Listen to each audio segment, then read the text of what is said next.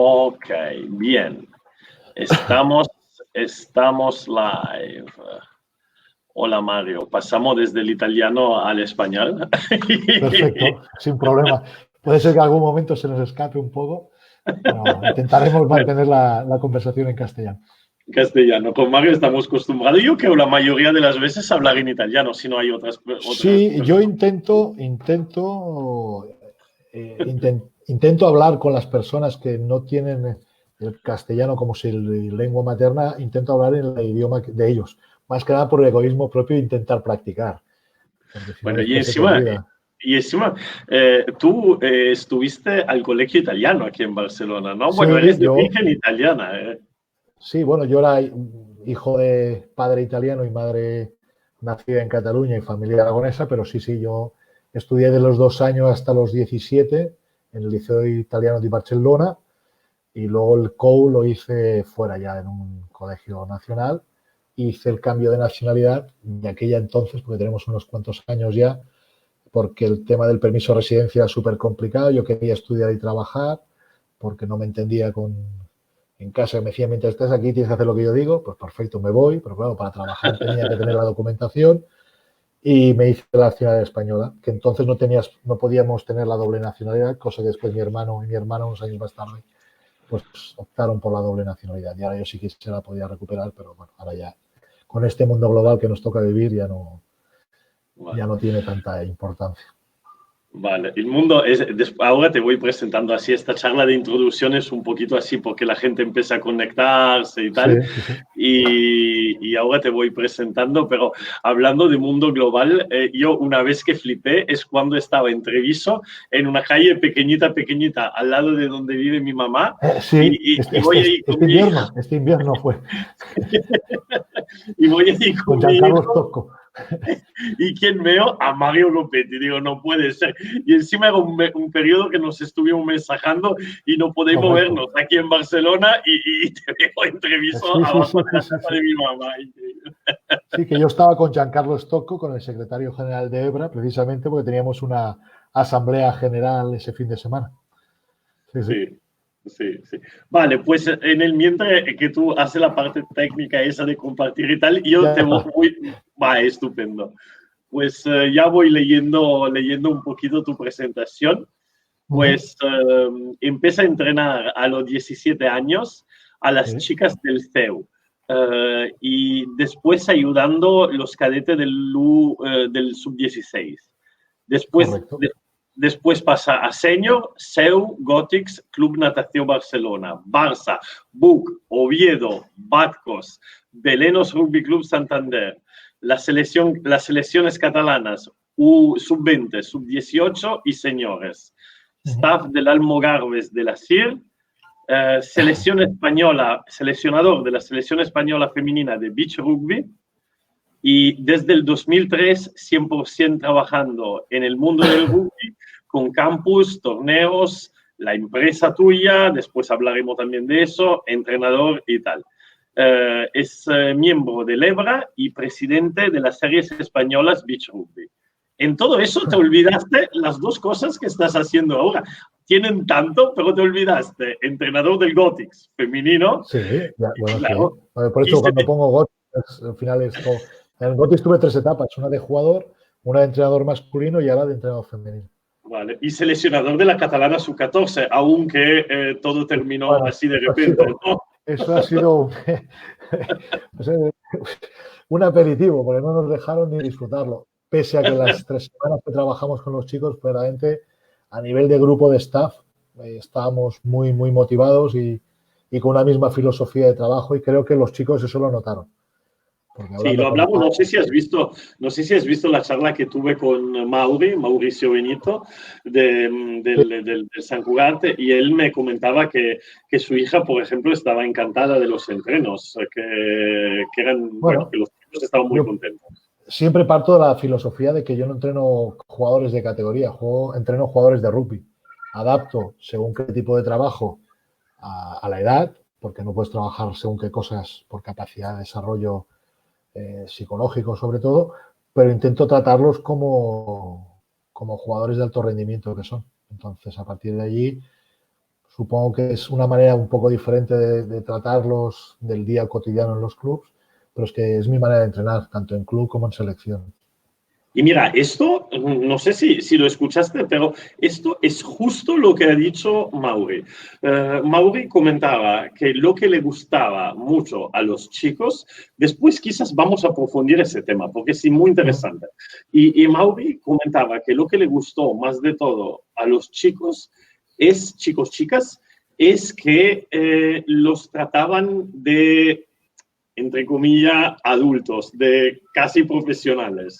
Y esto Bueno, le quedó grabado. sí, ya te digo, yo a nivel de club ya lo trabajo así, porque entiendo que uno cuando está haciendo algo que le gusta y en muchos casos paga por ello, pues lo que está intentando buscar es un rendimiento máximo y explotar sus máximas capacidades. Entonces, no nos sirve de nada, para mi manera de verlo, seguramente estoy muy equivocado, protegerlos tratándolos como niños de 14 o chicos de 14, 16, 8, 10. Son jugadores de rugby y tienen unas capacidades y hay que trabajarlas. Pero hay que trabajarlas desde el respeto que se les debe y automáticamente yo entiendo que los tengo que tratar pues de una manera muy profesional, de una manera muy seria, donde los dos partes estemos a la misma altura y se genere un diálogo. Y la única manera de generar ese diálogo es de que ellos sean la parte más importante del trabajo y que se sientan importantes. Y una manera de reconocerlo es, pues lo que les dijimos cuando era la selección, somos 60, quedaremos 23 y seremos los 23 que nos ha tocado llevar la bandera de Cataluña a jugar con otros chicos y eso es competición, aunque sea 14, es alta competición. Serán el máximo exponente de los jugadores que nos van a representar y eso pues tienen que entenderlo como tal y eso es un trabajo que se hace desde el entrenador y desde el propio tratamiento al jugador. Vale, vale. Es una manera de Bueno, verlo. para los chicos que nos escuchan, que no sean demasiado decepcionados de lo que pasó, porque son sub-14 y tienen enfrente toda la vida, pues tendrán otras Sí, posibilidades, bueno, categorías, y lo que están les, en primer año, el año próximo estarán en el segundo, y así. y sí, no, esto es, bueno, es una más del rugby. Lo del COVID-19 pues nos ha provocado una situación compleja de gestionar porque es nueva para todos. No sabes por dónde pillarla. Unos tenemos una idea de, creo que se ha hecho demasiado catastrofismo, pues que hay muchos muertos, sí. Yo siempre digo lo mismo. Cada día mueren 7.000, 6.000 niños y nadie dice nada. Y mueren. Y cada día. Y no hay vacuna contra eso ni la buscamos. Entonces, que está muriendo gente está claro y que es una situación complicada. Pero bueno, estos chicos el año que viene serán sub-16 de primer año. Oía la conversación con Marc, que bueno, los intentamos coger, sí, pero sí, siempre he dicho, si hay uno de 16 que es bueno y tiene que jugar.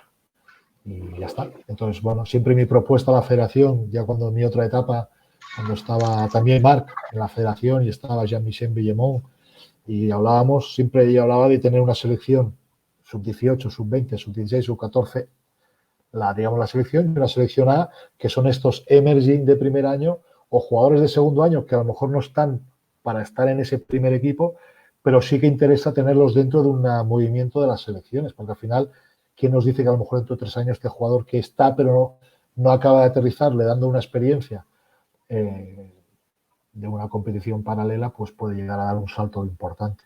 Y a lo mejor el Sí, que hoy sí. destaca no acaba de dar el siguiente paso y se queda en el camino. Entonces, yo soy más de la opción esta de tener siempre por categoría dos selecciones. Una, digamos que somos los seleccionadores que decidimos un poco quiénes son esos sub-23, pero que hay otros 23 jugadores que pueden estar preparados o preparándose para la siguiente fase. Es Vale, la manera de vale, verlo, ¿eh? vale. Después vamos a profundizar estos dos temas porque me interesan y lo tenía apuntado como dos temas interesantes y de actualidad y aprovechamos de estos días que tenemos un poco más de tiempo para profundizar estos temas. Pero empezamos como siempre con todos. Tu primer día de rugby. Pues mira, lo tengo muy claro.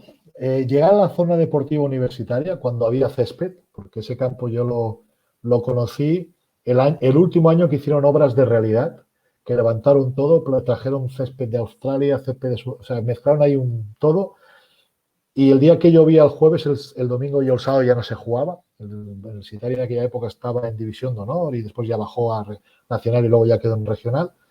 Ese día, llegar al campo aquel con 4 compañeros del liceo italiano, porque en aquella época en el Barça, en el CEU, había muchos jugadores del liceo italiano que estaban jugando en juveniles, en senior y en sub-16, porque en aquella época estaba cadete juvenil y senior. En las categorías inferiores, yo recuerdo que tiré, como otros compañeros, pues en cadetes 10 años. O desde los 7, 8 que llegué hasta los 16 que me tocó subir a juveniles. Por lo tanto, éramos los eternos.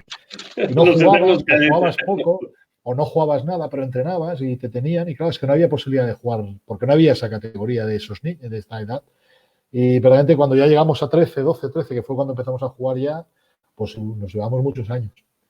Y ese es el recuerdo que tengo. Llegar, mirar a la izquierda, a la derecha, aquellos palos del Citari súper altos, mucho césped, poca luz, tú pequeño y el campo muy grande. Y dices, ¿dónde me he metido? Este es el impacto que yo tuve en el rugby en Barcelona, en el CEU, en las instalaciones de la zona universitaria. Vale. Y bueno, jugaste pues unos cuantos años porque me pusiste justamente tu trayectoria de entrenador. Sí, yo jugué de jugador hasta los 36. Jugué en el Club Deportivo Universitario, el Sportivo Universitari, hasta un año que teníamos la opción de subir a Nacional y digamos que los veteranos y el staff no estaba muy por la labor de subir. Y nosotros que éramos jugadores que veníamos de pues, estar en selección catalana, en selección española, pues teníamos unas aspiraciones y fue un palo pues el escuchar de según qué gente que mejor no ganar en Valencia porque así no subíamos y el año siguiente no teníamos que viajar. Ahí ese año tomamos la decisión 3 o 4 de marchar y algunos se marcharon al Gothics. Yo primero estuve un año más en el Citari y al final acabé marchando también al Gothics con otros 2 compañeros. Llegó un momento en que no podía seguir el crecimiento que yo quería que tener y marché al Montjuïc, que en aquel momento estaba en División de Honor B, acabé jugando en División de Honor B.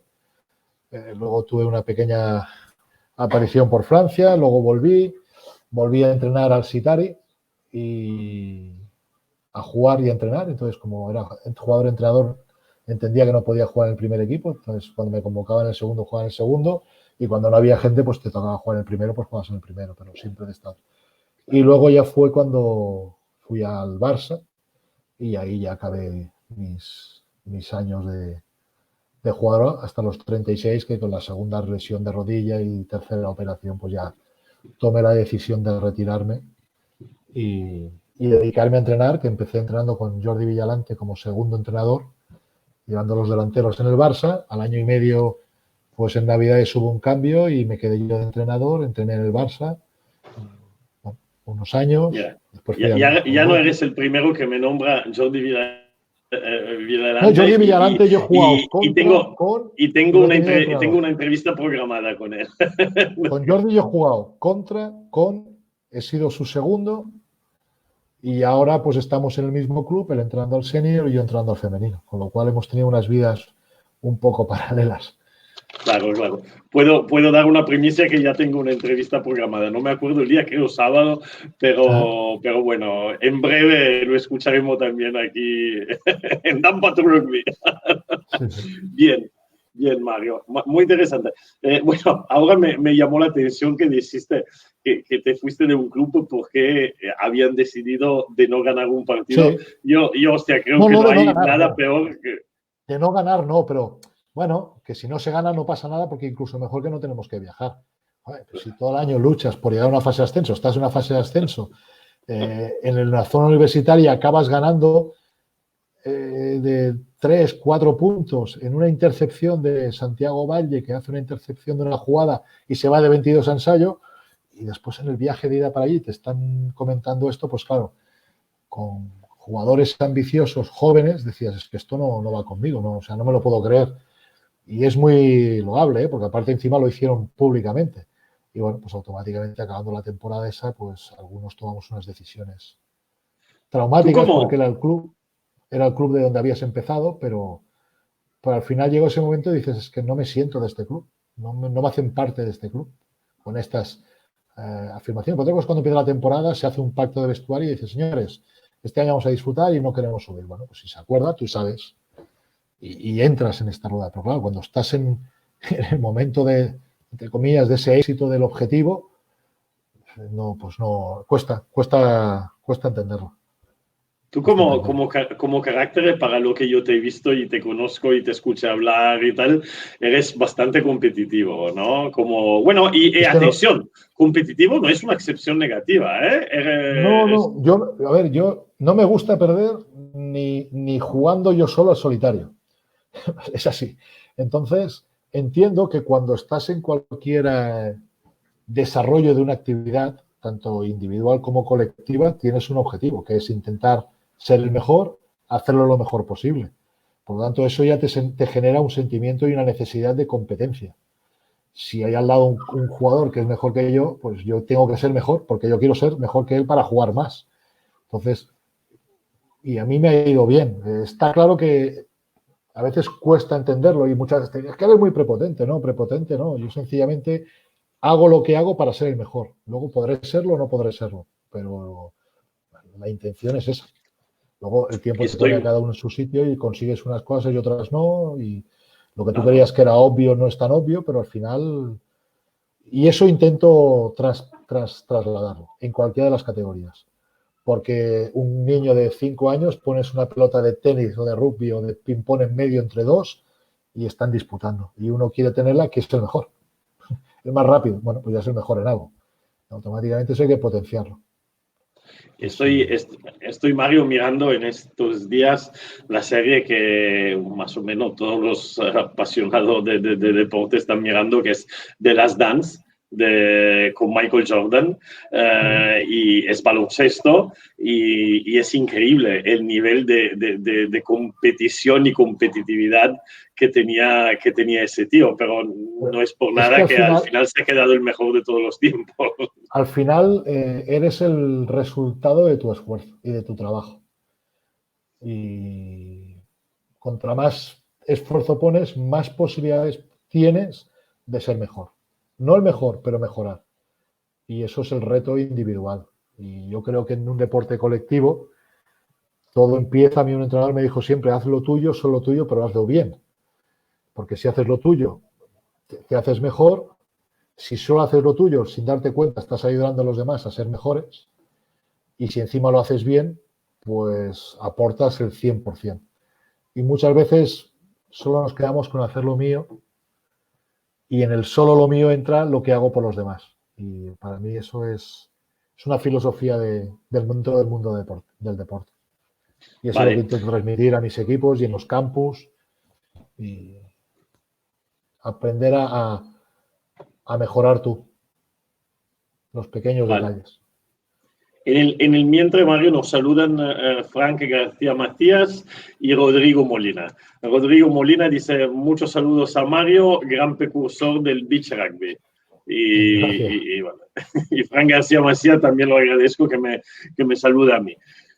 Bien, Mario, bueno, ahora un poquito analizado este aspecto psicológico de competitividad y de intentar de mejorarse ti mismo, quería preguntarte, ahora leyendo tu currículum, leyendo tu trayectoria, llama la atención que has ido en un montón de sitios, en Cataluña y fuera de Cataluña. Ahora acabas de volver de una experiencia de fuera de Cataluña y eres un gran conocedor y eres un gran conocedor del rugby catalán.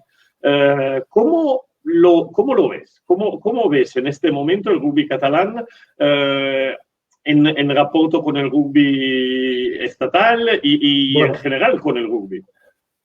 El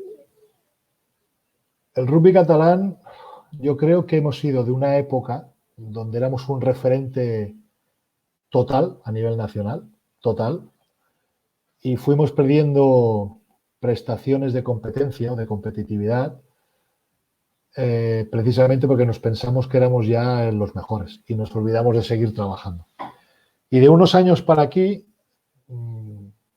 si haces una radiografía sin entrar en mucho análisis, coges el número de fichas, hemos crecido muchísimo, coges el número de clubs, hemos crecido muchísimo, hemos pasado el otro día no sé si hablamos de 45, 46, 47 clubs en Cataluña y encima han empezado a aparecer clubs fuera del cinturón industrial de Barcelona, que era el gran problema, que estaba muy centralizado todo en Barcelona, con un equipo en Gerona, uno en Lérida, el Reus y el Tarragona, y luego han empezado a crearse y a surgir.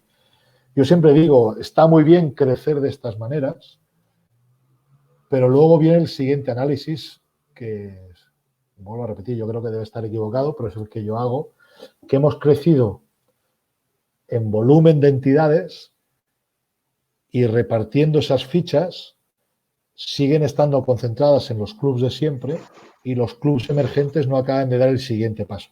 Por demografía de la zona, porque cuesta y seguramente porque esta es una zona donde no ha habido y crear un movimiento pues cuesta unos años.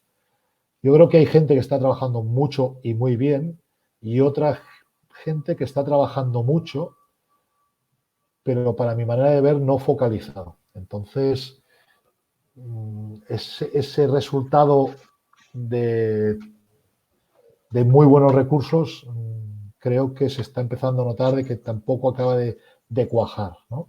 Sí que es verdad que hay entidades y clubes que han crecido y han crecido a nivel competitivo y de jugadores y automáticamente el volumen de jugadores sí que te da la calidad.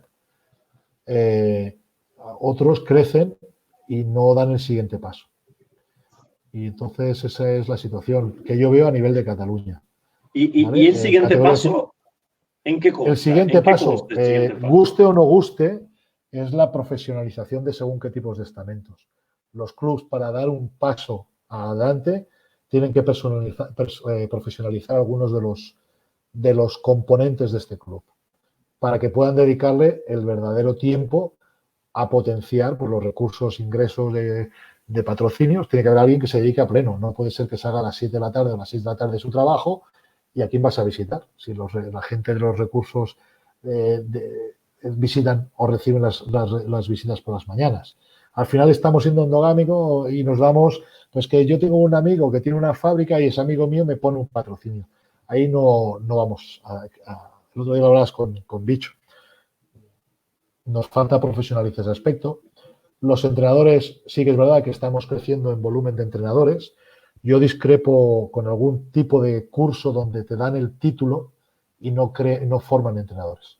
Porque ahora hay una necesidad de que haya licencias, porque si no, no puedes entrenar, y estamos perdiendo un poco quizás la calidad, no de las formaciones, sino del baremo que estamos adoptando para valorar a la persona que hace esa capacitación o esa formación. Yo creo que estamos con un producto complicado de vender y nos estamos olvidando de que el comunicador tiene que estar muy preparado y cualificado.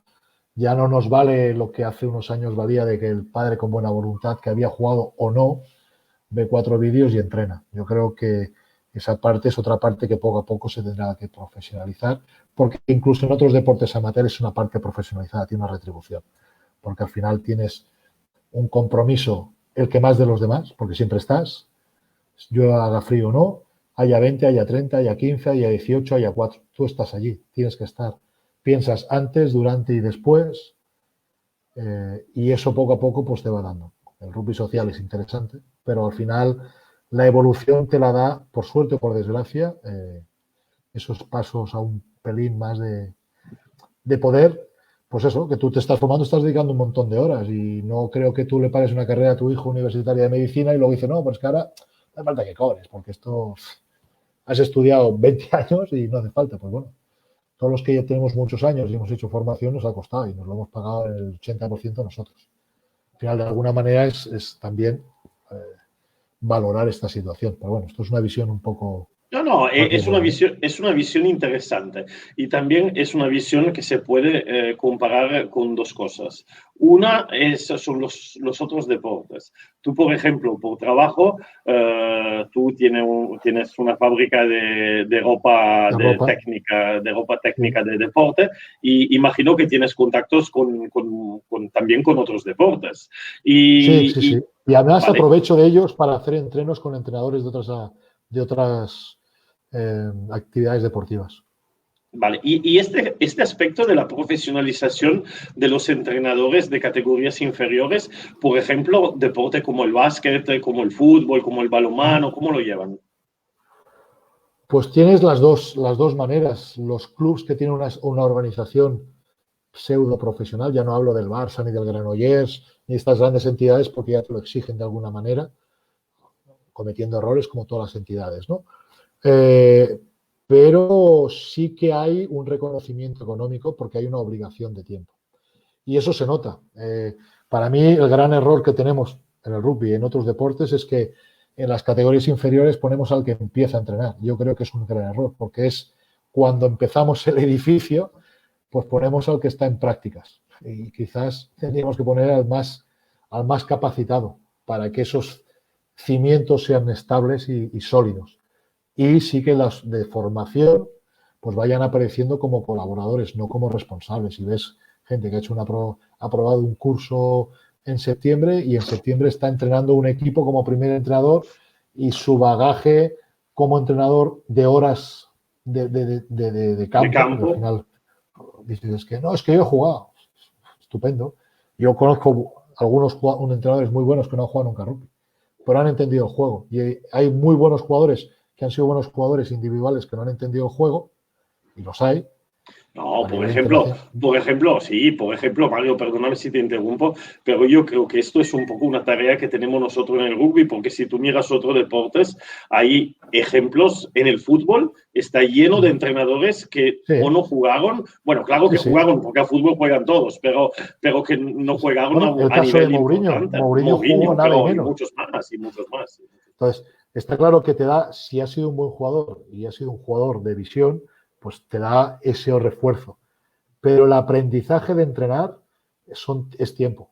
Es tiempo. Y luego hay veces que es vocacional. Yo sé que cuando tenía 17 años, 16, pues yo no me perdía ningún entrenador de la categoría inferior, si era antes, o me quedaba en el senior a ver cómo entrenaban, porque tenía esa necesidad de entender, no solamente desarrollar, que podía ser mejor o peor jugador, pero sí entender el juego. Y entender que hay bastantes visiones y que hay otras cosas y preguntar. Y eso lo he tenido siempre. Entonces, donde estoy, intentamos hacer pues, colaboraciones con entrenadores. Lo que me gusta es ese intercambio de formación y ver entrenos de los demás, y ir a ver entrenos de otros clubes y traer entrenadores de otros clubes a trabajar con tu grupo. Es que es igual, esto está inventado. Ahora se trata de cómo lo desarrollo yo o cómo aprendo a desarrollar lo que hacen otros, intentar mejorarlo. Vale, bueno, el otro, es mi manera de verlo, ¿eh? No, es interesante. Y la otra perspectiva con la cual se puede aprovechar este tema es el gran conflicto que hay en el rugby entre el profesional y el amateur. Porque lo que tú estás diciendo es muy correcto. Pero, por ejemplo, el otro día escuchaba... Hostia, no me acuerdo quién, pero escuchaba, creo, Beaumont, el Beaumont mismo, que ahora lo reelegieron jefe de la World Rugby y tal, y creo que él mismo comentaba, pero hace tiempo, me lo había buscado en YouTube y tal, comentaba que una de las cosas que estaba destruyendo el rugby mundial es que en tercera, en cuarta categoría, en quinta, francesa, inglesa y tal, empiezan a cobrar los jugadores. Y esto está destruyendo ¿cómo se dice? Esta base de gente que está empujada por la pasión, ¿vale? Porque en el momento que tú empiezas a cobrar, después ya quieres más y te olvida la razón por la cual te había puesto en un campo. ¿Compartes esta visión o no la compartes? No. No, me lo imaginaba, pero explica un poco. Y te voy a decir por qué. Está claro que existe el rugby social o amateur, que no tiene nada que ver el rugby social con el rugby amateur. El rugby social para mí es el rugby universitario, donde hay una necesidad de cohabitar con compañeros y compañeras, que no hay un fin que es ganar en competición, porque hablando con los universitarios, hay uno que dice que sí, porque nosotros queremos llegar al Campeonato de España, queremos ir a jugar a Valladolid de Madrid, te mira los jugadores que lo conforman, jugadores del primer equipo del Barça, de la Samboyana, sub-23 de la Samboyana, sub-23 del Barça, bueno, ya están dentro de un entorno que ya no es el social. El resto sí, porque bueno, están ahí con la currutaca, la cerveza y todas estas cosas. Y esto es un rugby que existe, existirá y es necesario que exista. El rugby amateur, yo el otro día hablaba con un entrenador de segunda catalana y le decía, bueno, ¿y tú cómo lo ves? No, porque claro, yo este año que viene tengo que subir sí o sí a primera. Vale. Yo sé que mi objetivo con los chavales jóvenes y tengo, tendré que subir a... En unos años mi objetivo sería poder llegar a jugar en División de Honor B y ya sé que tendré que traer 3 o 4 jugadores de fuera para cubrir vacantes que tengo aquí, porque la DHB ya se ha puesto con un mínimo de 7 fichajes. Este tío entiende el rugby social o el rugby profesional. Tiene un leitmotiv que es mejorar, mejorar, porque yo quiero llegar allí. Y a lo mejor en su club no cobra. Y en su club le pagan el curso de entrenadores. Es un sueldo en especias. Ya eres un profesional. Y el que no cobres y seas amateur no quiere decir que tengas que convivir con tu realidad de una manera lo más profesional posible. Si no, no hay mejora. Entonces, para mí va ligado. Está claro que el profesionalismo del Super 15, del Top 14, del Pro D2, de la Premiership, de la Eccellenza, de la División de Honor A y División de Honor B, de la Serie italiana, existe y está haciendo mejores a las selecciones de arriba. Porque no nos engañemos. Si yo trabajo en una empresa y viene otro y me da 1.000 euros más al mes por hacer el mismo trabajo y tengo un reconocimiento, me voy a ir. Y al final en todo en la vida es... Y el deporte, los chicos porque se van. El otro hablaba de San Cugat, es que se van. No, no se van porque no hayan aprendido, sino porque en su club ya no le dan el siguiente paso. Y es el jugador el que tiene que dar el paso. No hay jugadores que ganen una liga. Hay jugadores que te ayudan a ganarla o a rematarla. Pero si el club no cree y no gestiona un proyecto para que sus propias piedras preciosas se queden, pues se van a buscar un objetivo mayor. Hay categorías que dicen, si no juegas en un equipo de... Que luego no es verdad, porque eso es mentira, pero si no vas a jugar al San Cugat, no vas a ir a la Española. Y te vas de tu club porque quieres jugar en la Española. Bueno, de alguna manera este chaval y ese club que lo pide ya está pensando con una mentalidad profesional. Por mucho que luego vendan que son amateurs. Eso es mentalidad profesional. Entonces eso es... Y la sociedad está evolucionando a eso. La sociedad está evolucionando a eso. Nos gustará más, nos gustará menos. Y que el profesionalismo sea el punto y final de los valores. Yo creo que hay más valores en el Super 15 en un partido o en un 6 Naciones que en un partido de tercera regional madrileña, catalana o según qué partidos he visto yo de División de Honor catalana. Más valores. El valor no es intrínseco al dinero, el valor lo tienes o no lo tienes. Y quizás nosotros estemos perdiendo esos valores. Vale. Y para empezar, cuando uno tiene una mentalidad o una visión más profesional, pues te dicen que tú no tienes cabida. Bueno, perfecto. Pues ya eso es una... Ya no estás teniendo los valores del rugby que caemos todos. Vale, no, no, Danilo, yo soy un poco peculiar en estas cosas. No, es un tema interesante porque ahora no me acuerdo si era Beaumont, puede ser que quizás era otros, pero ese era seguro una figura muy, muy importante del rugby mundial y me quedó grabado justamente por el hecho que, hostia, mira, lo tenemos que ver. Pero Danilo, y en el rugby, con el rugby argentino. Eso es un conflicto. El rugby argentino, siempre, ¿no? Sí, pero el rugby argentino ahora, la gran dicotomía del rugby argentino que es rugby de los clubs amateurs, mentira, cobran, y no es que sean amateurs, que todos tienen un escalafón social de los tops, que bueno, que hay que entrar en esos clubs, Jaguares y Pumas. ¿Dónde está ese halo de rugby amateur? Pichot abogaba por un proyecto más profesionalizado, más abajo. Era el Tier 2, ayudar al Tier 2, trabajar en las categorías potenciando las academias. Eso es dinero, eso es profesionalización. Entonces, lo que pasa es que hay que llevarla bien, porque no por tener dinero y gastarlo estás siendo profesional. Eso es otra parte. Sí. No, es interesante. Hoy, por ejemplo, tuve una conversación telefónica con el director deportivo del Mogliano. Tú conoces un poquito la realidad italiana y tendremos una charla la semana próxima y ellos están, por ejemplo, abriendo una academia, entonces están invirtiendo dinero importante por bueno, es lo mismo que Petrarca, es en la zona del Véneto, el Friuli Venezia Giulia, pues tenemos concentración de equipos top de Eccellenza. Petrarca, Sandoná, Mogliano, Prato, y están allí y son clubs que tú vas y su ciudad deportiva, no sé qué. Ahora, porque Verona. Verona está Verona, invirtiendo sí, una sí, pasta Gemona, increíble. Gemona también, aunque está en Serie B, ahora ha subido, quiere subir a Serie A. Quiere decir que se Hay está muchos trabajando, tenistas, Donata, Visum, hay muchos. Sí, sí, sí, sí, sí. sí, y se está trabajando desde ir profesionalizando según qué estamentos, porque ahí están cobrando todos ya. Y los Sí. chavales que funcionan, pues los están becando. Y después cambiamos temas. Bien. Ayer estuve escuchando la charla de Diego Pacheco en Los Cinco de Adelante y estaba hablando con una figura importante del rugby de hindú, de su club. Y por ejemplo, decía que al principio de la temporada los primeros 2 meses se entrenan todo junto, la primera media hora, Sí, o sub-14, sub-16, sub-18. Decir, hacen un poquito de skill para que los chicos tengan este sentido de club y sí. tal.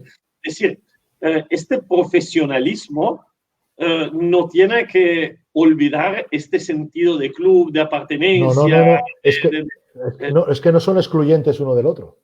Vale. Yo creo que reforzado una mentalidad de un trabajo más delicado, ¿vale?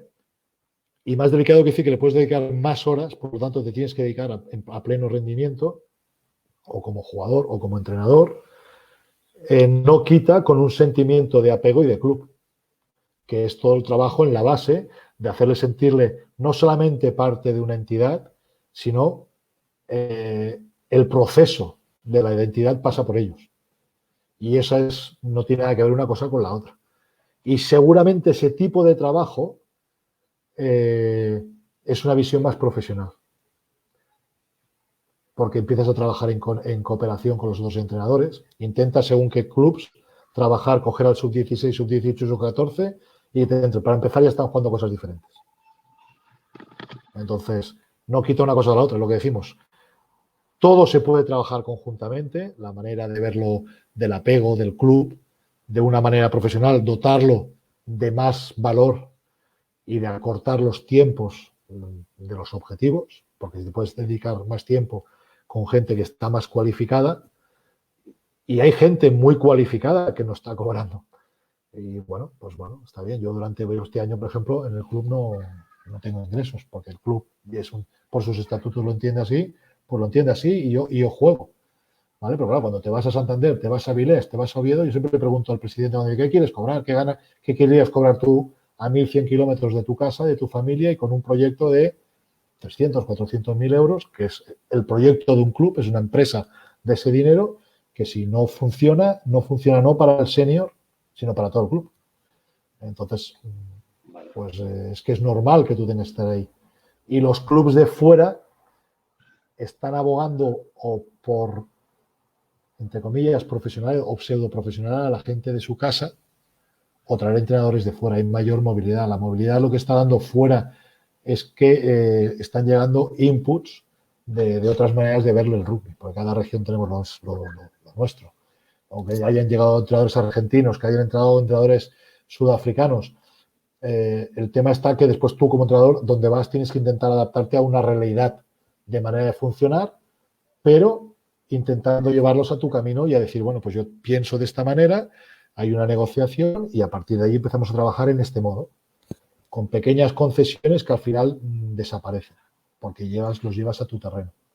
Hay Alex Valespí que comenta y dice, Mario es sacrificio. Te gustará más o menos, pero es un trabajador del rugby. Y bueno, si hay algo que yo tengo que decir es que yo siempre te he visto y estoy intentando de entrevistar a este tipo de personas con mucha, mucha pasión. Después a veces quizás una visión puede diferenciar con alguien y Bueno, tal, pero mucha, mucha pasión. Sí, bueno, hola Alex, jugué en contra, jugué con él, me retiré jugando con él y pasé a ser su entrenador. Y si él se acuerda, una de las primeras conversaciones decía, es que has acabado de ser compañero, tal, eres amigo y ahora me exiges. Digo, tío, eres un referente, eres un veterano, vas a ser o llevas la espada del canciller o no vas a tener sitio. ¿Vale? Vale. Y lo entendió. Y entonces lo sumamos a la causa. Y está claro que a uno les puedes gustar más, a otros les puedes gustar menos. Eso es una realidad. O sea, si les gustaras a todos, estaríamos preocupados. Yo estaría preocupado. Entonces, Vale. mientras me vengan, me expliquen el porqué, a mí me gusta escuchar, porque como tengo mucho que aprender, contra más escucho, más puedo aprender. Y lo que soy cuando me pongo en un proyecto, soy intenso. Intenso. Bien, bien. Hablamos un poquito de esta temporada. Bueno, se acabó así como es, pero ya es la segunda que está con las chicas del Gothics. No, es la Y, primera. Esta es la primera temporada. perdóname. El año pasado estaba Mario Sanz, que ahora estaba con la femenina absoluta. Vale, perdóname. No, Y no, no, no. bueno, ¿y qué tal? ¿Qué tal trabajar con estas chicas? ¿Habéis Bueno, tenido una trayectoria bastante buena? ¿Os habías calificado por los playoffs? Bueno, cuéntanos un sí, poquito. bueno, esto surgió en una conversación de bar con el presidente, con Pepe Blanco. Se habían quedado sin entrenador femenino porque Mario, por motivos personales y laborales, pues entendía que no podía seguir ocupando esta parcela y se encontraron pues que en el mes de julio junio se habían quedado sin entrenador. Y yo estaba en Barcelona por motivos, bueno, la propuesta, la apuesta que yo había tomado y hecho para la temporada 2019-20, pues no acabó de cuajar, ¿vale? Y automáticamente me encontré pues que era julio, no tenía equipo, sin grandes ganas de seguir dando vueltas y alguna que otra propuesta que hubo, pues que igual si lo hubiera aceptado hubiera estado entrando ahora ahí, pero no me acabo de hacer el peso, no por el club en sí, sino porque igual ya estaba con un desgaste emocional de no haber salido lo que yo creía que estaba hecho y las dos partes lo queríamos y de repente pues no acabo de cuajar. Y me encontré, pues él me dice, hostia, pues mira, yo voy a estar en Barcelona este año y no tengo equipo, cualquier cosa que necesitéis, como son chicos que vienen 20 al campus de verano, pues vengo, os echo una mano donde sea o lo que hay. Me dice, pues tenemos un problema porque no tenemos entrenador de chica. Y ahí empezó, y le dije que sí. Y a partir de ahí presenté un mini proyecto de lo que yo pedí partidos a Mario y vi los partidos del año anterior y digo, mira, yo creo que trabajaría en esta línea y antes de empezar a trabajar quiero tener una reunión con la capitana, bueno, con 3 jugadores. Y antes que eso organizamos una reunión con exjugadoras y entrenadoras, como son Katy, Belén y Laia, que han sido la gente que ha estado trabajando conmigo o yo para ellas en staff, y les expliqué, digo, mira, yo vengo de una mentalidad de trabajar 3 días para pasar a 4 y acabar entrenando 5. Y me dijeron, no, esto es muy complicado, aquí las chicas vienen acostumbradas a tener 2, tienen otra cosa. Digo, sí, tienen vida, pero al final el día tiene 24 horas, todas duermen 6, estudian 5, entrenan 1, tienen horas de sobras para hacer otras cosas y duermen 6, con lo cual te quedan todavía 5 horas libres que si te organizas, pues lo puedes hacer. Hostia, vale, pues bueno, había gente que era incrédula, gente que no. La sorpresa fue que el día 23 de agosto, pues hicimos una reunión, expliqué lo que había, veía las caras de alguna de las veteranas que incluso habían jugado en División de Honor con el Gothics y les dije, yo os propongo escribir aquí 4 cosas que son para vosotros del rugby y desgranaremos lo que vamos a hacer este año. Sacaron por lo típico que sacamos, ¿no? Compromiso, sacrificio, no sé qué, no sé cuánto. Digo, vale, pues si esto es el rugby no hace falta que hablemos nada más. Empezamos el martes. Y pasamos de ser 13 a ser 27, a ser 30, a empezar la pretemporada la primera semana 3 días, luego pasamos a 4, luego conseguimos un patrocinio de una piscina y entramos los lunes recuperación o trabajo aeróbico en función del día. Y ellas llegaron un día que cuando jugamos los domingos, el sábado podemos hacer el Capitán Run, así el viernes, que es un día de skills, lo dedicamos más a skills y el sábado nos dedicamos más a preparar. Bueno, pues cuando lo dejamos llevábamos 106 entrenos desde el 25 de agosto. Muy interesante, muy interesante. Entonces, claro, había gente que decía, esto no puede ser. Digo, ¿cuál es el cambio? Ninguno. Hemos trabajado muchísimo más que las demás. Y además veníamos de una temporada muy complicada, cargada de muchas lesiones, jugadoras que lo habían dejado y que no volvían, mucha jugadora nueva que llegaba en una situación crítica porque no se ganaba, no se jugaba, pocas entrenando. Y de repente yo les dije, aquí las que vais a gestionar sois vosotras. Yo os voy a explicar 2 cosas y desde la anarquía global vamos a intentar crear una estructura donde os sintáis cómodas. Y ese será nuestro sistema. Y luego evolucionaremos.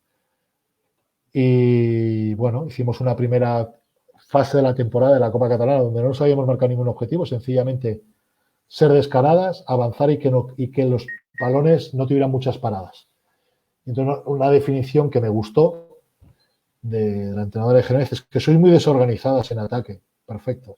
Bueno, estupendo.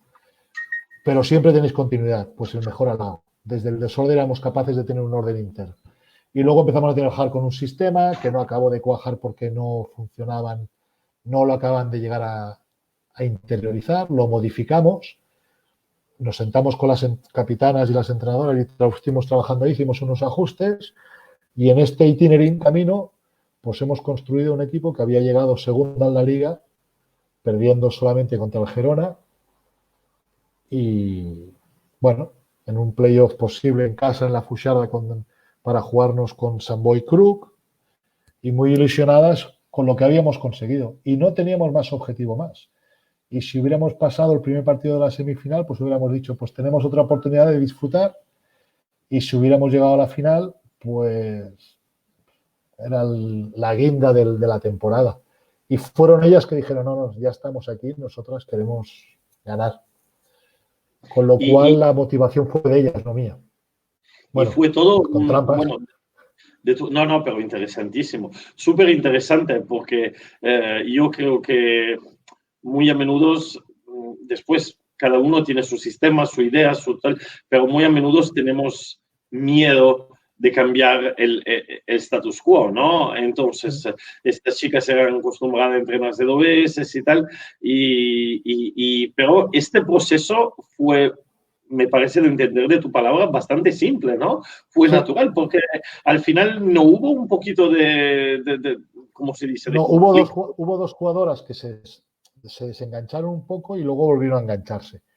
Incluso jugadoras que venían de una lesión, que no, este año no me planteo, han acabado jugando.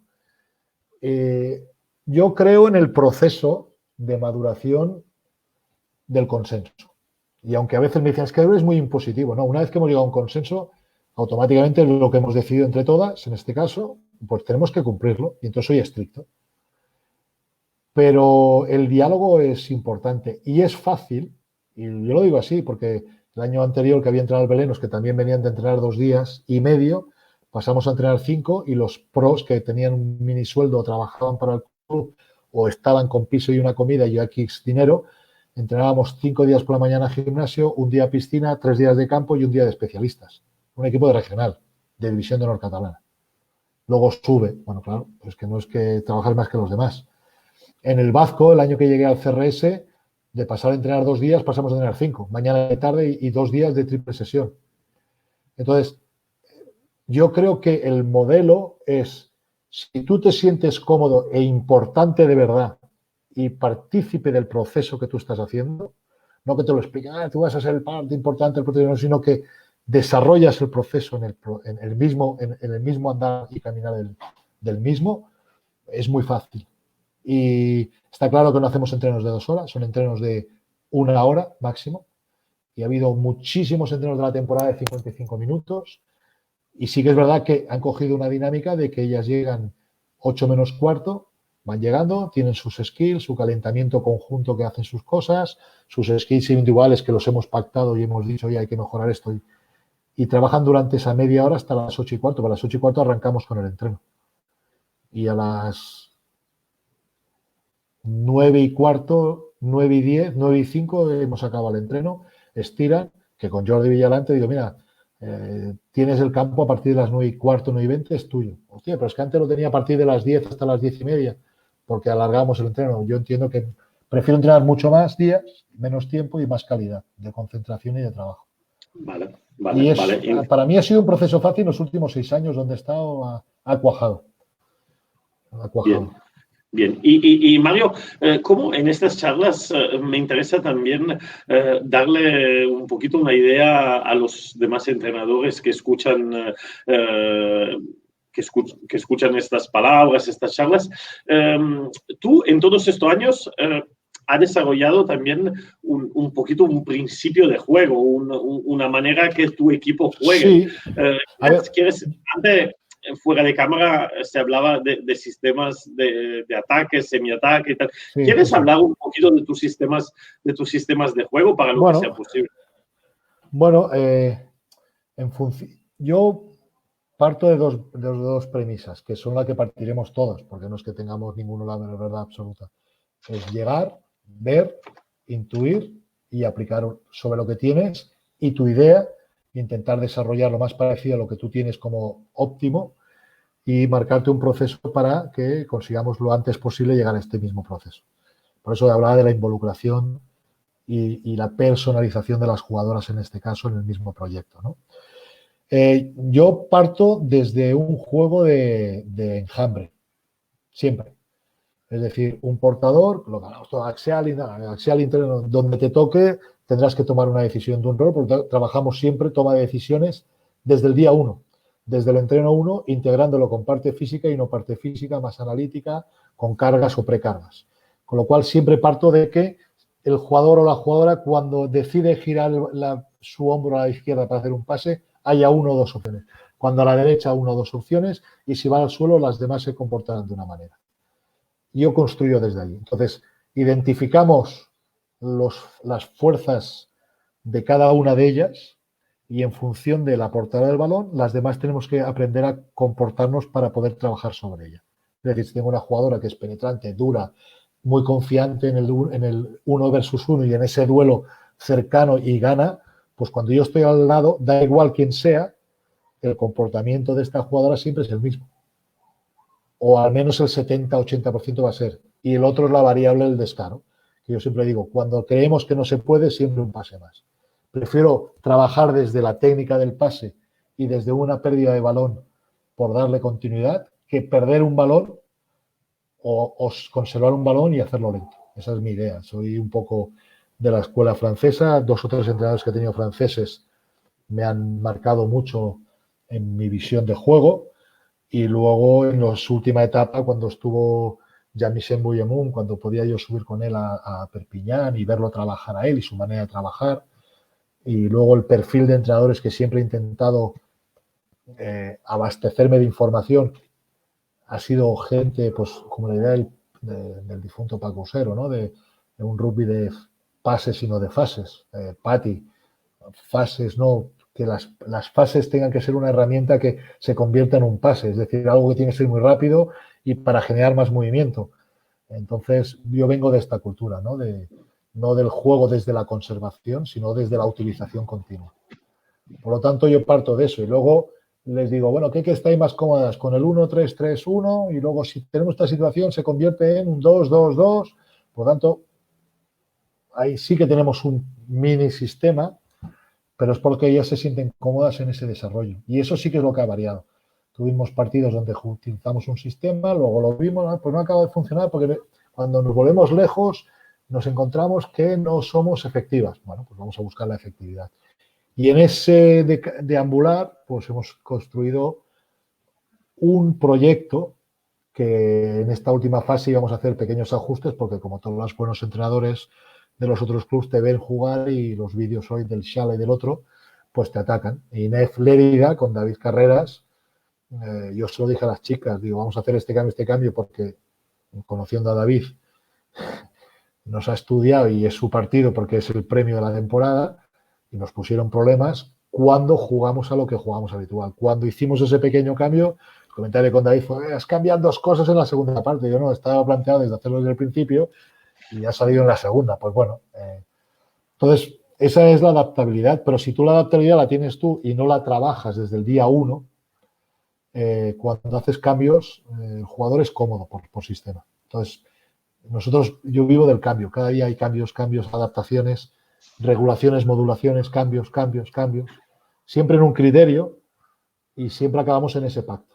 El sistema final de la temporada es la unión de lo que yo creo con la necesidad de lo que tenemos para optimizar que cada jugadora sea importante y nos dé algo. Vale, muy interesante. Siempre en el tema entrenamientos, entrenadores y tal, Mario, una cosita específica que esta temporada o la pasada, también de las pasadas, Sí. funcionó de una manera que dice, oye, hemos trabajado eso y dar una clave de vuelta 30, a una cosita específica. 30 minutos los viernes de skills de manipulación de balón, pie de manos, da igual, haciendo todos los pases que los entrenadores al principio no son estéticos o los más técnicos y puristas, porque el 80% de los pases que tenemos en un partido son los que no se trabajan. Es un pase a un brazo que me la dejo caer por aquí, un balón que cae y tengo que meterle un cachetada, media hora todos los viernes y cada día de entreno, menos el día de la piscina, aunque ellas después hacen manipulación con pelotas de vóley o de básquet y trabajan con varias unidades, trabajar 15-20 minutos, skills de pases en diferentes cargas de presión y con diferentes objetivos, cambiando de pelota de rugby, pelota de tenis, huevo duro, un globo, pelota de ping-pong, un calcetín, una carta, un bolígrafo, porque eso al final nos asegura que siempre voy a estar con las manos activas, los dedos y las muñecas. Y eso nos ha hecho reducir en la trayectoria de la competición muchísimos balones al suelo. Y hemos tenido balones de no calidad que nos han generado situaciones de mucha calidad. Eso ha sido, de los últimos 5 años, eso ha sido en todos. Muy interesante. Y siempre quedándonos en el concreto, una cositas que al contrario, que te habías planteado de una manera y después he dicho, esto no funciona, esto tengo que cambiarlo por tal razón. El dar herramientas cerradas de relanzamiento de juego. La estructura de 3 planos. Porque luego tú tienes en la cabeza, no, porque el medio melee levantará, ve que la tercera está, hay un pase potente, la primera y la segunda han entendido porque han leído. Entonces, para aprender a leer tenemos que hacer ejercicio donde no hay nada estructurado, que sea la portadora la que defina y a partir de ahí crecer. Y eso suele aparecer en la segunda temporada o a finales de temporada. Las jugadoras están cómodas interpretando, con lo cual cuando les das ítems de relanzamiento, pues los ejecutan bien. Entonces, las estructuras cerradas por estructura para que se sientan cómodos o cómodas, no se sienten cómodos para nada, porque entonces tienes responsabilidades. Y la irresponsabilidad te hace muy responsable. La responsabilidad por objetivo te hace débil porque te tienes miedos. El miedo de equivocarte, el miedo que no salga, y la irresponsabilidad, la hilarancia y la irresponsabilidad lo que te da es que soy un descarado, una descarada. Por lo tanto, soy capaz de probarlo todo. Es interesante eso. Yo siempre digo que una de las cosas más importantes es que los chicos, las chicas, no tengan miedo de fallar. Y a veces... Pero, Danilo, para eso tienes que trabajar siempre en el riesgo del fallo.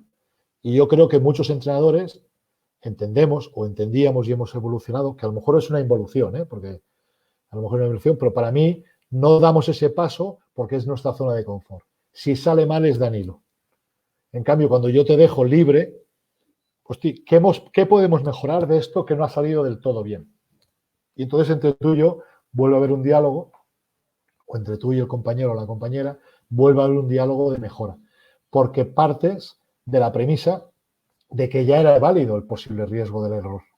Entonces vamos a dotarnos de que ese error no haya. Entonces, situaciones de 1 versus 1, el duelo en todos sus aspectos, con más o menos espacio, con una mascarilla, un ojo tapado y una mano detrás. Todas esas situaciones que te dicen, es que no juego así. Bueno, pero me da una seguridad y tomas de decisiones.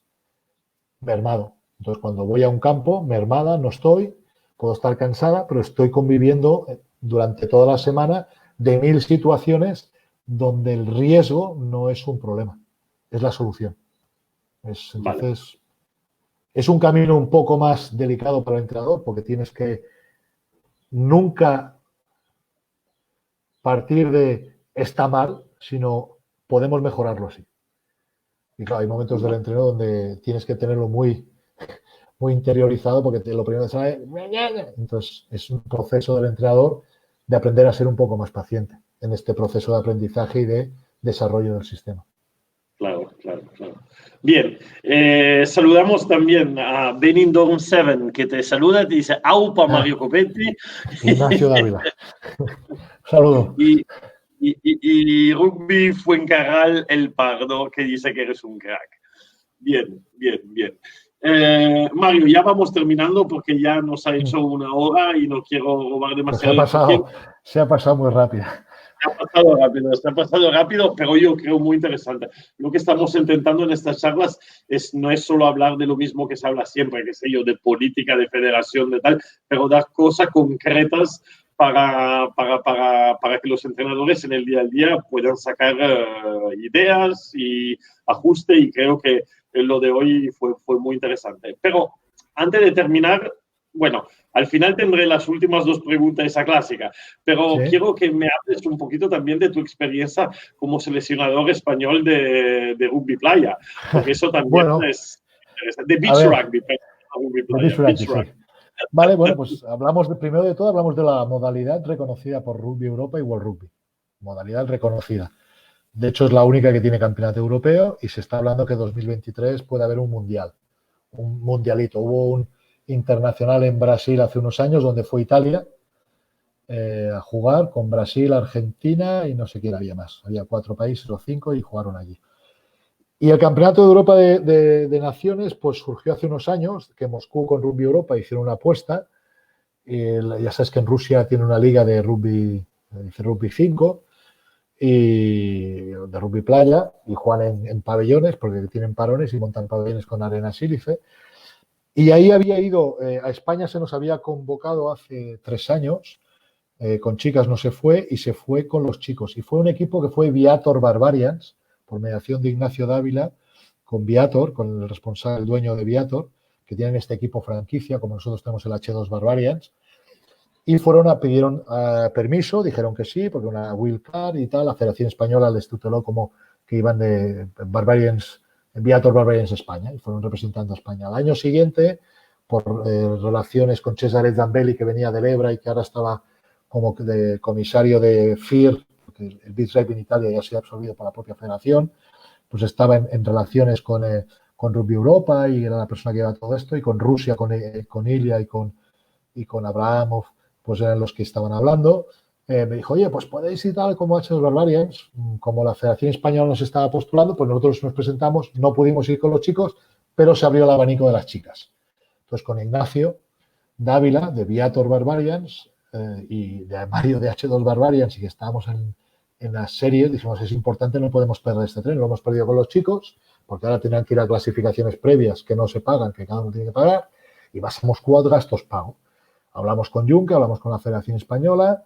Junque lo vio interesante porque era una manera de meter jugadoras emerging, Beth del Sant Cugat y otras jugadoras que ya empezaban a salir en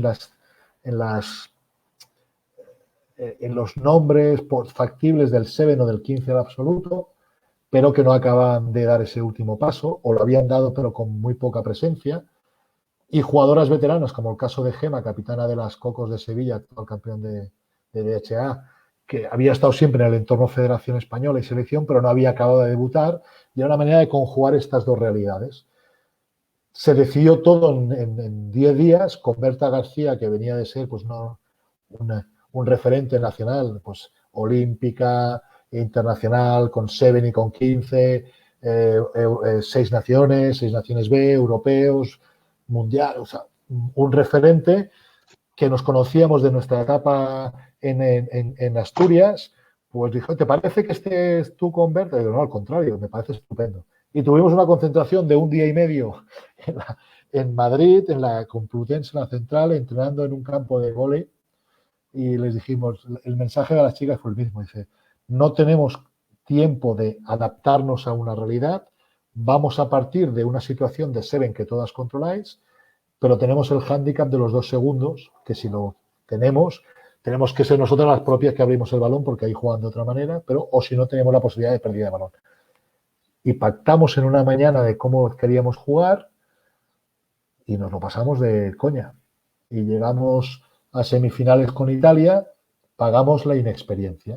Sí, la vi. Y no Pagamos la sabía, inexperiencia y las chicas decían, ¿pero por qué? No sé qué. Digo, pero no os habéis dado cuenta que nos han ganado, porque han sabido aprovechar situaciones que en el 5 no estamos ni estáis anticipando, y habéis anticipado una situación de Seven que aquí no sirve.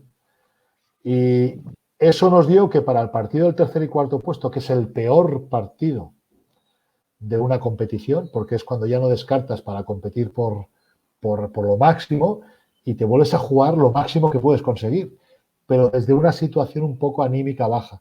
Y ahí el trabajo con Berta del día de la noche fue brutal. Berta hizo un trabajo con las chicas de descarga emocional y después me pidió que las volviera a activar con otra. Digo, pero es que yo de motivación lo único que les voy a decir es que sean ellas mismas.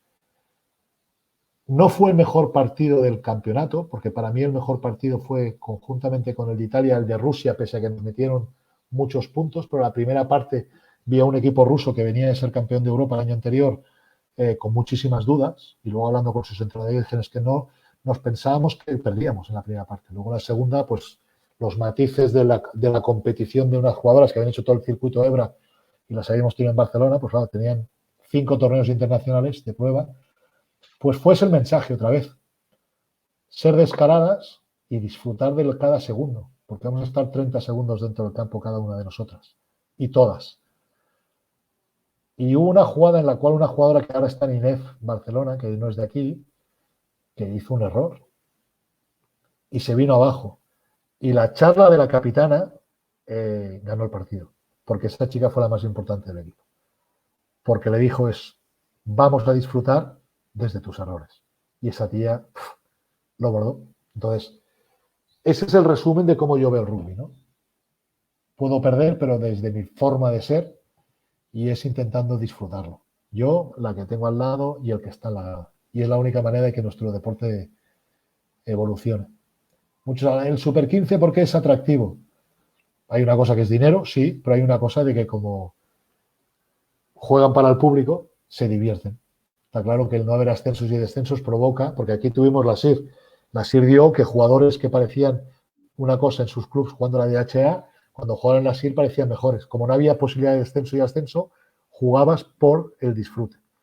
Entonces, cuando estoy yo compitiendo a alto rendimiento, que la selección española, la selección catalana o en una fase de ascenso, les digo, si queremos competir como profesionales cerrados y no disfrutar como niños de nuestra profesionalidad, no tenemos nada que hacer.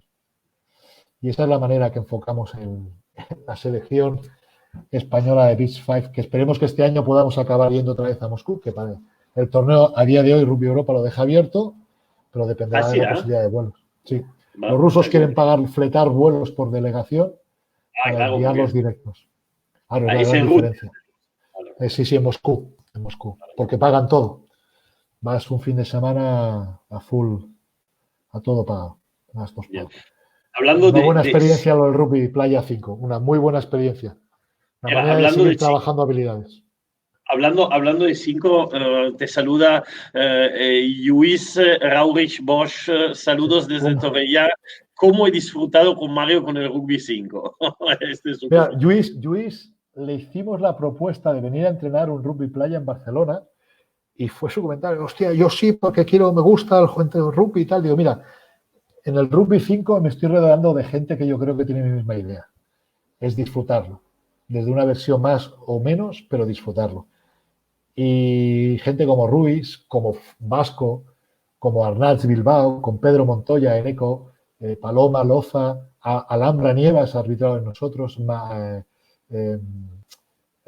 Miriam de la Rubia. Hay un montón de árbitros que se han hecho fijos. Bárbara Guastini, italiana, Dave Drury, Logan Cardona, árbitro del top 14. Todos quieren venir a arbitrar a Barcelona.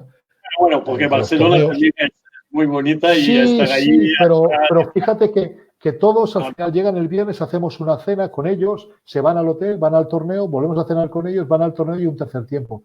Realmente el disfrute de Barcelona sí que lo es, porque tiene sus horas, pero yo creo que es ese sentimiento que se siente relajación y disfrute de todo lo que hay, con todo lo que comporta llevar un torneo internacional donde te vienen equipos. Pero el árbitro lo hacemos partícipe del disfrute, o sea, no tiene presión. No tienen la presión, es decir, hablando de dos equos, Forum Juli, pues en la persona de Giancarlo Stocco, que era su presidente, en el torneo de Barcelona, un partido Oval Beach Marsella, campeones de Europa, con mi equipo, H2 Barbarians. Hubo un contencioso, se hizo una reunión con el árbitro, con el jefe de árbitros, Giancarlo Stocco, los dos capitanes, y decidimos que a los dos jugadores nuestros le caían 3 partidos, se acabó el torneo para ellos. Y estás jugándote un campeonato de Europa. Pero la filosofía parte de ese respeto y de esos valores. Y el propio capitán de mi equipo le dijo, no, y para la siguiente sede, que es a Marsella, no quiero que venga. Y no fue. Entonces, eso es esa esencia, y ahí hay equipos que están siendo profesionales, porque tienen jugadores como el Padova Beach, que tienen jugadores de todas partes, les paga vuelos y tal, ya son profesionales, pues la tenemos. Y eso yo creo que es el espíritu del Beach 5. Al no haber melés, haber unos racks, haber el tush, esa lucha de desgaste con arena en los ojos, y todos son skills y maneras de recuperar el balón, pues da que la gente se disfruta mucho. Sí, yo creo que ese fue el éxito de la selección de... Un poquito aún es un mundo muy diferente, porque es exactamente el contrario, es en campo abierto y tal, pero un poquito es el mismo espíritu del Seven, donde también ya hemos llegado a un nivel profesional muy, muy alto, pero se sigue disfrutando un montón y hay música, el público se pone con máscaras. Bueno, es más, o sea, fijémonos que lo que hablamos al principio, esa parte profesional no impide que haya una carga social afectiva brutal. Incluso más que en el 15 competido. Sí. Y quizás hemos de aprender de estas modalidades. Sí. Hablando de eso, ya no me dejan terminar, pero yo eso quiero que decírtelo, porque si no después, si el vasco se enfada, va a ser un problema. Me dice, un saludo a Mario, que te explique lo de Salamanca. Y David dice, gran entrenador y mejor persona. Pero ¿qué pasó en Salamanca? Salamanca, mira, es una historia, la vamos a hacer corta, como dicen los argentinos. En esa jugamos los 3 con el entrenador sub-16, sub-14 del Barça. Éramos la primera línea del Barça. Yo de talonero, Vasco de 1 y Juanjo de 3. Y estábamos en Salamanca. Sí, digamos que en aquel momento teníamos un pack bastante bull, estaba de segunda, Balcés de llave, Paco de tercera, Cristian Carci de tercera, es decir, que había una delantera un poco grande y buenos jugadores. Y todo viene de que era el 75 aniversario de la sección y el centenario del Fútbol Club Barcelona. El playoff para ascenso a División de Honor A era primero jugar en Salamanca y luego jugar en Barcelona.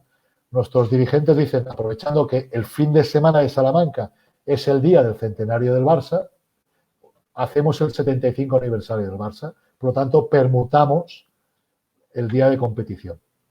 Claro, esto los jugadores no lo entendimos, porque dices, estamos perdiendo el factor cancha, que en rugby existe y en todos los deportes existe.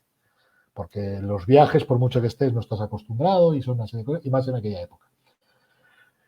En Barcelona, el sábado antes del partido de Salamanca, jugamos un partido memorial, 75 aniversario del Fútbol Club Barcelona, centenario, fiesta en la Fuixarda, contra Narbón, del top 14, que jugaba la semana siguiente la final de la Copa de Francia. Resultado 103-5, orgullosísimos, ensayo de Pati. Ensayo de Pati, lo hemos ensayo de Pati en el ala, porque nos dejaron 3 o 4 jugadores de ellos, pero bueno, fue un espectáculo. Tercer tiempo en el palco presidencial del Fútbol Club Barcelona, y al día siguiente jugate la fase, ganamos de 1 punto. A los 3 primeras líneas, que éramos los que menos pensábamos, decían, nos levantamos a las 6 de la mañana, los 3 cogidos, paseando por Salamanca, un frío del cojón, y hicimos la conjura de Salamanca. Al talonero, cuando acabó el partido, en el vestuario, que era un vestuario que estaba juntado, nos duele la cabeza lleno de chichones, porque en aquellas éramos, pues cruzabas y entradas. Y ese es el espíritu de Salamanca. Ese fue el espíritu de Salamanca. Es una anécdota interna, jocosa, pero que, bueno, tuvimos un dolor de cabeza de vuelta a los 3 importante. ¿El dolor paga los golpes o paga las cervezas? Para los golpes. Tuvimos un dolor de cabeza. Las cervezas apaciguaron un poco, pero... Y luego nos subimos. Y encima fue el año que cuando volvimos en septiembre, como habían bajado 3 equipos de Madrid, se inventó la División de Honor especial y lo que habíamos estado a 80 minutos de jugar en División de Honor pasaba a ganar tu liga, subir de categoría, volver a ganar una liga, es decir, otros 3 años más, que yo creo que ahí fue donde se nos castigó bastante una generación que estuvimos muy cerca de conseguirlo 2 veces. Vale, vale. Por nuestros errores, ¿eh? Vale, vale. No, dime. Por nuestros errores, porque yo creo que el trabajo en aquel momento de Carlas, que era el entrenador, fue muy bueno y nosotros nos supimos sacar el plus. Que luego, poco a poco, hemos acabado siendo entrenadores o directivos, como el tema de Paco o incluso Bull, y buscamos esa excelencia que nosotros... Quizás es lo que le debemos al rugby, es no haber aprovechado las dotes que teníamos o esas posibilidades y no haber trabajado con la excelencia y la autoexigencia. Vale, vale. Bueno, tendré en los próximos días también, tengo programada una charla con Paco, lo podemos hablar, lo podemos tocar. Perfecto. Vale, y vale, pues vamos al final. Lo primero que quiero preguntarte, lo has visto, las últimas 2 preguntas son, nómbrame una persona que te gustaría escuchar aquí. Puede ser o alguien que ha sido importante por ti o alguien que considera interesante y te gustaría escuchar su relato. Bueno, hay 2 personas. Una, que sería la que diría sí o sí, pero no puede estar con nosotros, que es Paco Usero. Y hay uno que me marcó en muchas cosas y me enseñó a dosificarme. Precisamente quizás de su excesiva raulla, no sé en castellano cómo se dice raulla, ímpetu y explosividad, que no está aquí ya con nosotros en Cataluña, que es Jean-Michel Boyemont, director técnico que tuvimos en la Federación Catalana. Yo creo que fue unos años donde más se cuidó la formación y la tecnificación verdaderamente dicha de los entrenadores. No digo que ahora no se haga, pero donde más al detalle hubo gente como Roger Ripoll, como Marc Sentí, se trajeron entrenadores de fuera franceses, que es nuestra realidad, por mucho que nos les duela a los argentinos y tengamos mucho jugador y entrenador argentino, nuestra realidad, nuestra idiosincrasia es latina y nosotros tenemos que estar más próximos al rugby francés, rugby italiano, rugby portugués, y crecer con otras aperturas, otras cosas, ¿eh? Porque ya ves que en el campus yo voy a tener este año a Marcelo y Juan Pablo Chorni, ha venido Lisandro Arbizu, porque sí que es verdad que Argentina trabaja bien, son los referentes en el trabajo. Luego cuando lo proyectan en sus equipos, pues dices, aunque han evolucionado, pero dice, juegan como nunca y pierden como siempre. Aunque luego lleguen a semifinales, pero es donde se juegan, no acaban de dar ese último paso, ¿no? Juegan como nunca y pierden como siempre. Ahora tendrás amigos argentinos que... No, ya se lo he dicho siempre a todos, a Diego y a los demás, no me putees, ¿y España cuántos ha ganado mundiales? Pues España ha ganado los mismos mundiales que Argentina, ninguno. Argentina ha estado en más, de acuerdo, pero bueno, esto ya es un poco de meterme con los argentinos, que ya saben que les gusta mucho, porque hay muchos que me dicen si soy argentino y se piensan que del entrenador argentino, yo no sé dónde lo sacarán. Pero bueno, debe ser que por mi relación con muchos argentinos. Esta me dicen si soy francés. Encima hoy me he metido también la camisa de... Pero bueno, son pequeños cosas que nos dicen y ya está. Pero bueno, está bien. No tengo nada contra los argentinos, de hecho, siempre he colaborado con ellos. Intento coger lo muy bueno que tienen y alejarme de lo muy malo de otras cosas que tienen. Vale, perfecto. Pero bueno, como todos, supongo que como todos. Vale, pues si puede, después me pasas el contacto y lo voy... Sí, te paso. Perfecto. Será complicado entenderle porque tiene un catalán francés complicado, italiano, catalano, francés, pero yo creo que es una de las personas que puede dejar huella. Si estás bueno, yo también hablo de manera gaga, ¿no? Todos los idiomas, pues nos entenderemos. Sí. Eso todos los que o te cae bien o te cae muy mal. Vale. Bien, y lo último, Mario, déjanos con tu recuerdo de rugby más bonito de tu trayectoria o de entrenador o de jugador, lo que quieras. Un momento que has dicho, oye, eso es disfrutar de la vida y del rugby. La final Campeonato de España Sub-20 en Zaragoza, con Joan Losada, Aleix Blasco, Paul Pla, Martí Argudo y compañía. Por todo lo que se dio, alrededor de ese partido. Tuvimos problemas para llegar, estaba todo preparado para que de una vez por todas Madrid tuviera posibilidades o tuviera chance de competirnos, porque es así de claro, no tuvieron chance los años anteriores y tampoco la tuvieron. Y partíamos de una situación complicada como selección, porque había muchos condicionantes alrededor de ese partido. Y lo gratificante no fue ganarlo, fue ver a los jugadores, ¿no? La sensación de unión que se creó, de equipo, no de selección, de equipo y de gestión de ellos mismos. De gestión de ellos mismos en momentos complicados, ¿no? Que a veces dicen, los entrenadores tenéis mucho peso específico. Sí, pero muchas veces la solución la tienen ellos y no la tenemos nosotros.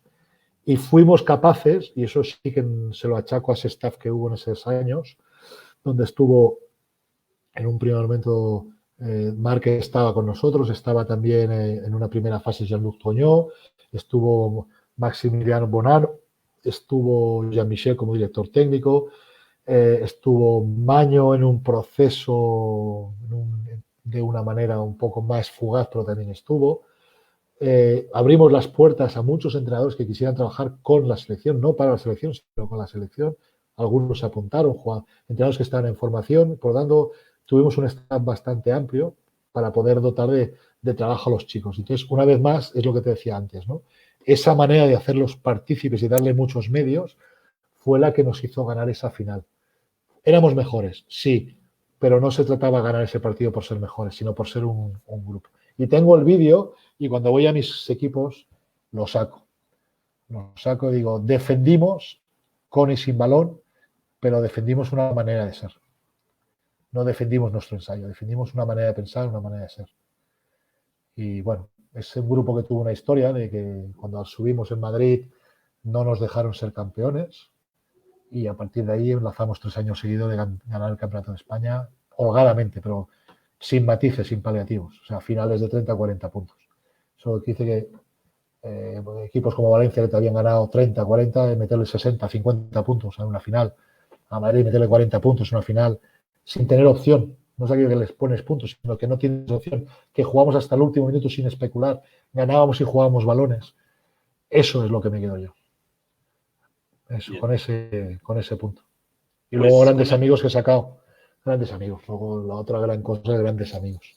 Grandes enemigos que luego con el tiempo nos hemos hecho muy buenos amigos. Bien. Un caso es Diego Pues, Pacheco. Bien, Mario, con esta historia nos quedamos nosotros también. Creo que ha sido de verdad un disfrute para todos y he visto aquí gente comentando, like y tal, pues creo que la gente se lo ha pasado bien. Esta hora y 20 nos hemos pasado un poco, pero valió la pena, ¿no? A mí siempre me dicen, ¿cómo te definirías? Intento ser alguien que no pase indiferente, para lo bueno y para lo malo. Y por a veces ser que me voy saliendo. Más bien con lo malo, pero bueno, también está bien. También está bien. Vale, bien, Mario, muchísimas gracias. Gracias a ti, Danilo. Cuando quieres, bueno, esperamos de vernos enfrente a una cerveza pronto, pero eso ya no depende de nosotros. Bueno, yo supongo que a partir de la semana que viene, que nos estamos portando no tan mal como dicen algunos, nos empezarán a dejar a salir un poquito más. Perfecto. Gracias, Mario. Y gracias a todos por aguantar una de mis charlas interminables. Otra vez más. Hay que vivirlo con pasión. Chao, chao. Chao, Mario. Chao, Mario.